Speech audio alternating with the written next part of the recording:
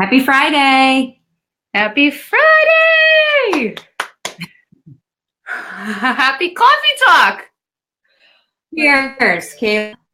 Here's mine. Cheers. I'm drinking green tea today. I found this delicious tea and it's so good. You're cheating on me. Well, truth, I've already had 2 cups of coffee. My kids, we've just moved into a new apartment, as you know, Connie. And I'm like sleep training all over again because they're in the same room and I haven't slept in literally 3 days. So it's just a caffeinate all day. Hang in there, girl. I know, man. I'm having flashbacks to when like they were really little and you know, the phase 1 of the sleep training. So anyway, cheers. Hudson got into bed with us last night. Hudson got into bed and he slept sideways. Tony said he woke up and he had his feet across Tony's back. And I don't even really, this is the difference now. You're like, when they're really little, you're up like every few hours, but now I sleep so hard. I didn't even know he was in bed with us. Yeah. Well, last night I was up every 3 hours with one of them. And then the other one, I don't know how Hudson and I do it. Then one of them wakes up. They both wake up. Hi, Abby. I see Abby's here. I'm sure it's almost like I forgot we were live. I'm sure she can relate to this, baby Isla. Well, and your 2 little ones, I think, share a room too. So any tips for me, Abby, please let me know. Yeah. Maya just sleeps through everything. You know, you're very lucky. You're very lucky. So anyway, welcome. Coffee Talk. Coffee Talk and sleep training. Yeah, exactly. Coffee Talk on no sleep with lots of coffee. It's going to get interesting. But yeah, today's theme is the possibilities of spring. And this is part 2 of a 2-part series. The first one was where we were really talking about the wisdom of winter. And we had some really great questions that we asked on the last Coffee Talk and in our blog to help you zero in on what wisdom winter has and wants to share with you to take into spring. Today, we're going to talk about what do you want to create with spring, because this is a season of, as we know, like blossoming, of reawakening. We're reawakening out of the hibernation of winter, coming outside, and creativity, right? And discovering life again, you know, a new environment, a reawakening, a rebirth. There's lots of little baby chicks and little baby bunnies. I'm seeing all that happening in Romania right now. And it's just a big breath of fresh air after a long, cold winter. Connie and I were both laughing though, because she had a huge snowstorm in New York City and it's the second day. We had 2 snowstorms this week. So I'm like, the possibility of spring seems real. I don't want to say bleak and cold, but I'm going to say bleak and cold. It's kind of a sense of humor. You know, you're like, oh, happy spring. But it's like, literally, it was snowed so much that first day of spring. And then the good news for us here, though, yesterday is it all melted. And you still hear the birds singing and it's fun. But, oh, my God. It is true. I can hear the birds singing too, and it's so funny how, you know, spring is still there despite the snow. And anyway, so Connie and I have been talking about like what do we intentionally want to create this spring, and we wanted to share that with you guys because it's important. It's important what can happen when we are intentionally focusing and zeroing in on what we want to create that aligns with what we really, really desire, right? So not just kind of going through the motions or moving towards what you want in the moment, you know, kind of like ebbing and flowing, but saying with clear intention, I want to create this for myself in spring, and I'm going to plant the seeds this week. And I'm going to commit to nurturing and watering those seeds throughout this whole season. So by the end of the spring, you walk away feeling really full and accomplished and proud. So that's the why for this coffee talk. And last week, Connie did a beautiful video about the spring equinox and all that means, and shared some wonderful tips and rituals and practices that you can do. And I don't think it's too late, but I'll have Connie let you know about, why that's important too, and why we decided that now is the best week to share this. Yeah. So the equinox is basically, happens twice a year. The sun crosses this celestial equator. And so it's like the imaginary line in the sky above the Earth's equator. And basically the days and night equal each other. I think it's not like exact, but it's around like, 12 hours of daylight and 12 hours of darkness. And there's like balance for a moment. And ritual, I guess I'll get into that in a minute, but I think that this is a potent moment because, like Michaela said, it's like new beginnings. And I think that I've been thinking about it a lot, especially since Wednesday. And I did sun salutations, and I had a really nice ritual, which I'll talk about in a minute. But the past few days I've been really thinking about is that it's almost waking up the seasons, right? So we've been, like Michaela said, in this slumber, in our hibernation, and spring is like literally about, like, think about how you wake up in the morning, and generally speaking, right? It's slow, it's stretching, it's like opening your eyes and kind of like setting your day up in your mind, the possibility of the day. And I think that that's kind of like what it is now. It's not like it's automatically spring and like, oh my God, we've got to like spring clean and we have to like put all these things into action. It's like planting the seeds, like Michaela said, and watering it and nurturing it. And it's patience. And that is something that hit me in the last 3 days that I think is really important to call upon. Mm-hmm. It's this time of rebirth, and I think that it's important as well because it's like what's happening on our planet with the sun and the moon. It's all like a reflection and a mirror that we should be going inward. Mm-hmm. Like our spiritual practice can mimic what's happening out there. And so I think Wednesday when I was on talking about the equinox and ritual, I think that we naturally do follow this rhythm without paying attention to it, which is why you start to feel like you don't want to wear your coat anymore, even if it is still cold. You start cleaning out closets and garages and, like shedding all this stuff from the winter and shaking it off automatically.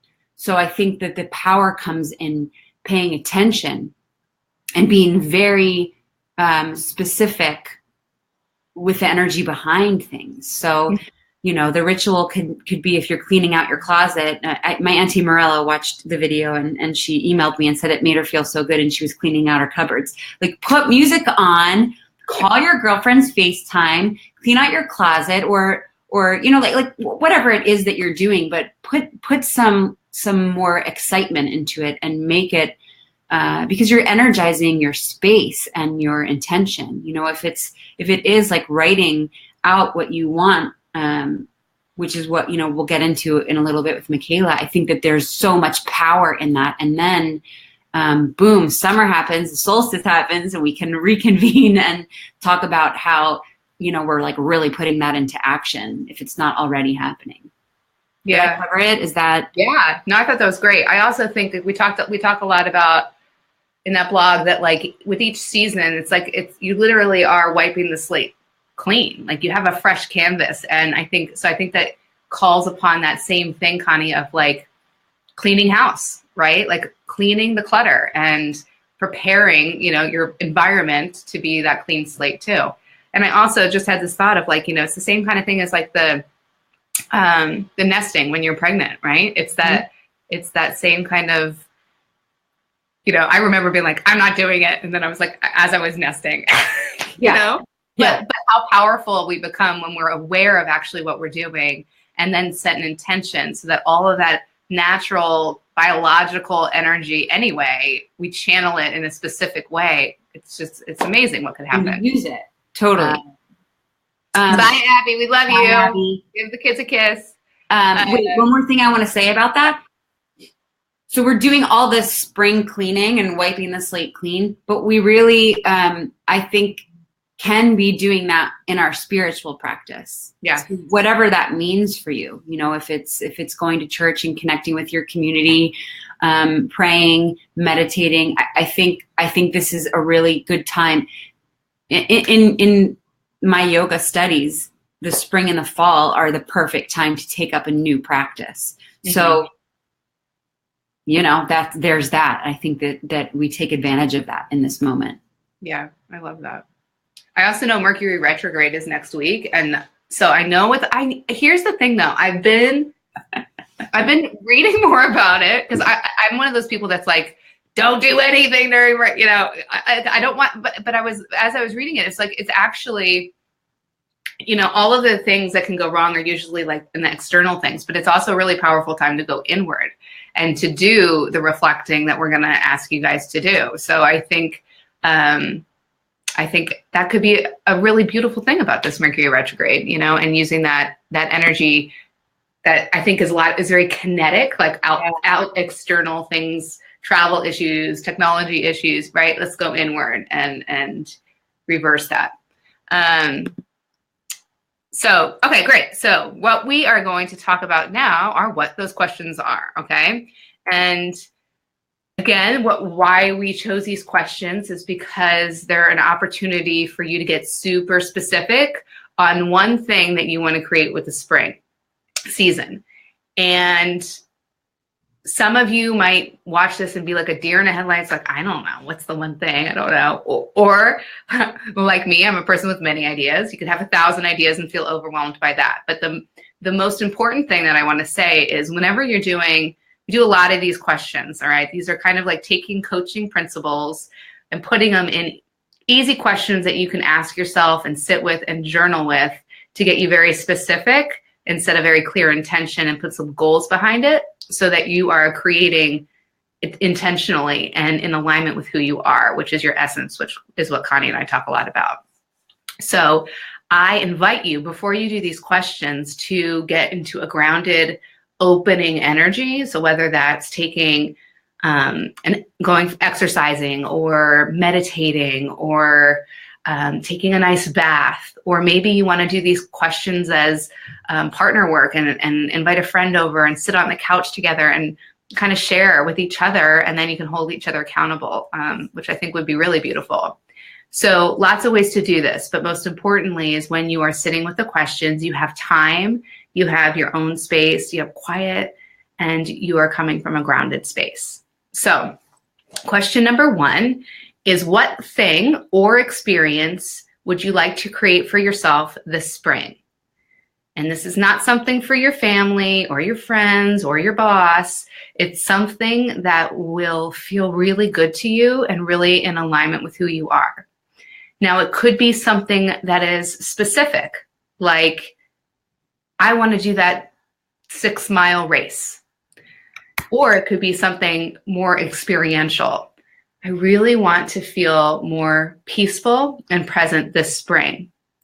So in order to feel peaceful and present, I'm going to hop off of social media for a month.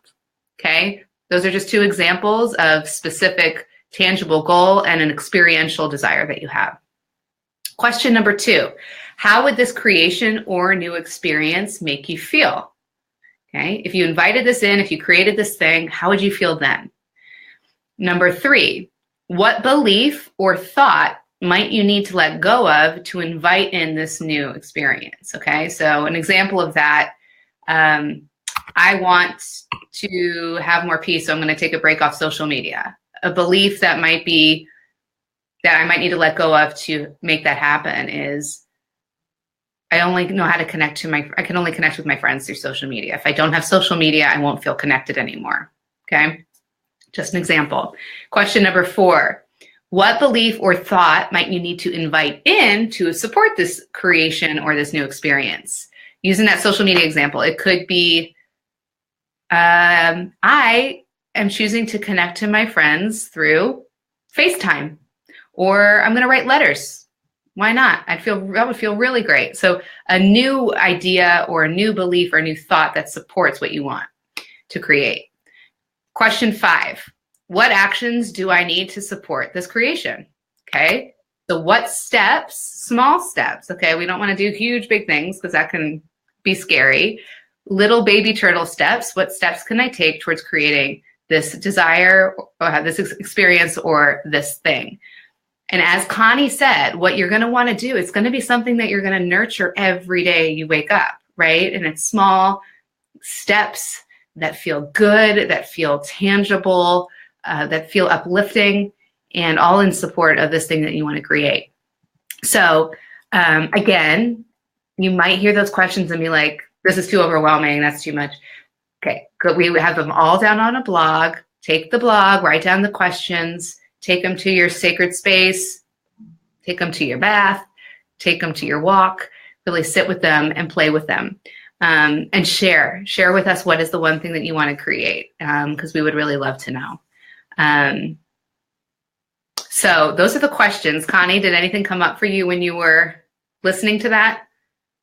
Well, I think that it's important. I like that you give permission to like think about these things and walk with them.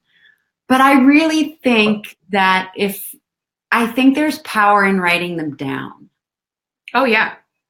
So I really do think that, it's awesome to be reflecting on them. And I think that it's a beautiful way to do the practice.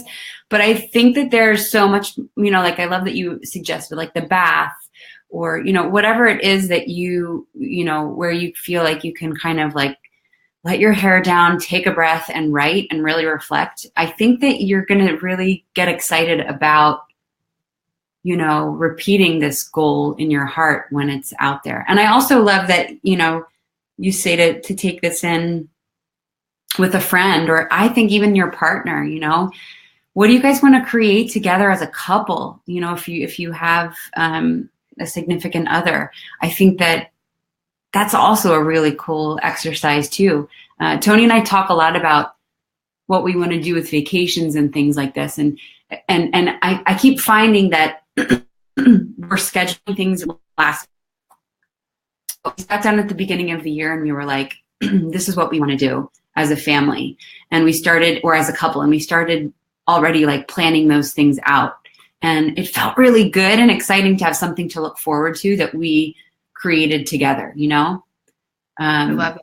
Yeah, you could do this. Start with yourself first. And then absolutely, I love their partner, business partner, friend. Yeah, you can do this exercise in lots of different ways. I love that. And definitely write it down. And I would even take it a step further, like write it down, Connie and I, we always talk about this in a program, write it down on like 10 sticky notes and put it all over the house, right? So that it's not only reminding you, but you're seeing it visually. Oh, okay.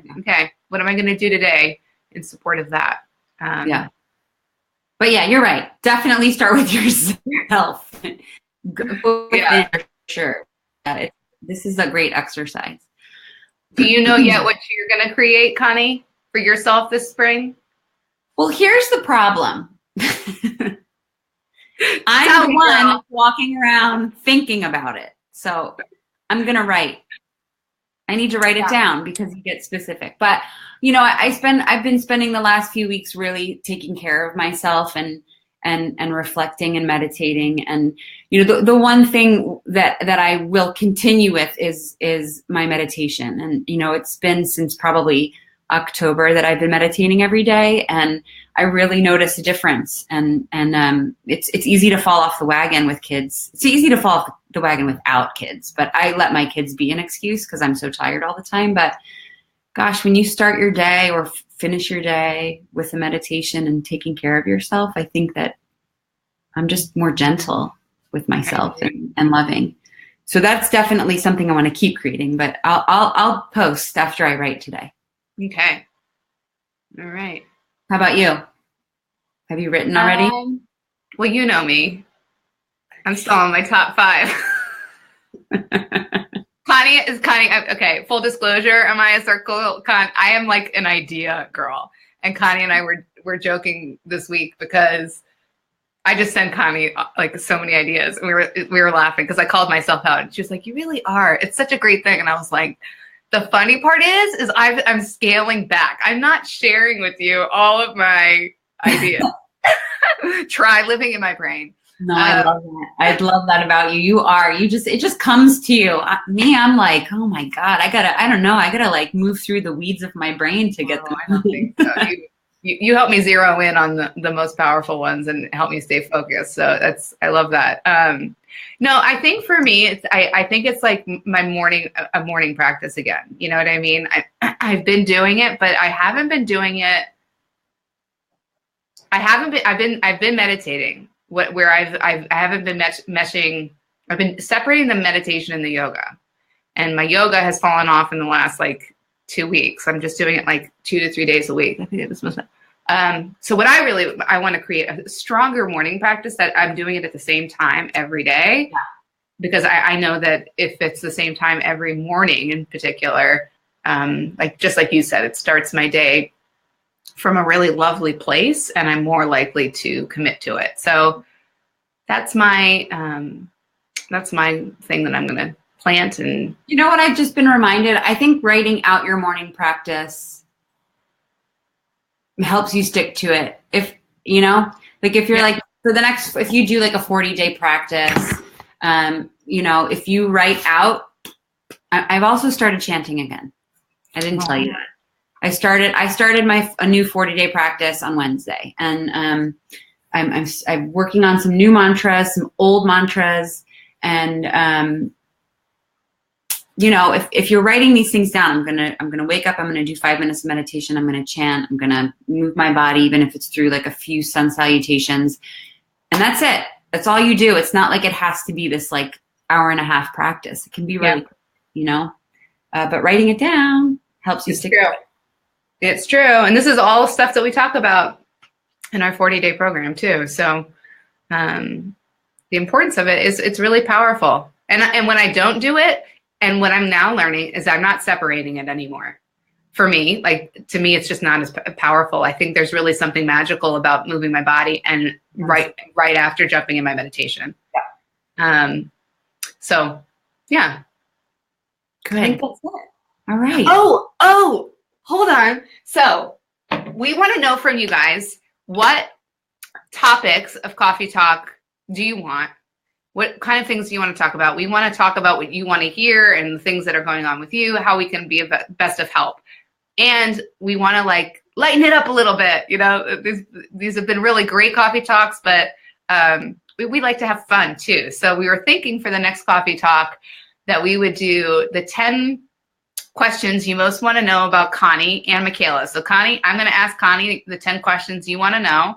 Connie's going to ask me the 10 questions that you want to know about me.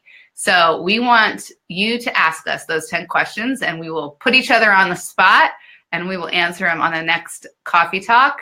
You can email them to us at hello@emayacircle.com, or you could put them in the comments below of this Facebook Live, or you can send us a private message on Facebook. They need to be private. What? Because I don't want you to see them. Crap, how are we going to do this? What do you mean? Wait, I didn't hear you. Maybe, yeah, that's fine. Posting them or emailing them will be fine, but then maybe live, you guys can surprise us with a couple. That would be yeah. Yeah. We'll come prepared with 10 each, and then we can do like live. Yeah. Live. This way you get to know us a little bit better, because I think that, it's fun. It's fun to sort of explore what behind the lifting the veil and getting to know us in a more real way, I think is important to us. And, just like we started this, we're tired. We didn't sleep. I drank too much caffeine today, and we're all works in progress. So it'll be fun. So comment to us, email us, however you want to deliver the questions. We'd love to hear them. And I think that's it. Yeah, we'll see you in 2 weeks, everybody. Yeah. Have a great weekend. Okay. All right, Kayla. Bye, love.